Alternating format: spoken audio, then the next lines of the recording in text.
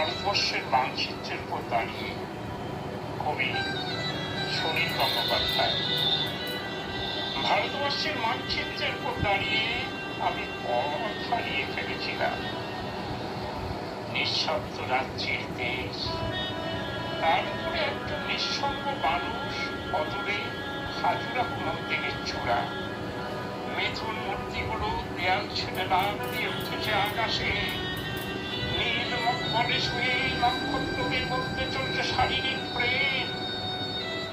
আমি যে কোনো দিকে যেতে পারি, অথচ আমার কোনো দিক নেই। ভারতবর্ষের মানচিত্রের উপর দাঁড়িয়ে আমি পথ হারিয়ে ফেলেছিলাম। সেই দিনটা ছিল বর্ষণ সিদ্ধ। মাঝে মাঝে এমন হয়, আকাশ নিচে নেমে আসে, গাছগুলো দুহাত বাড়িয়ে ডাকে,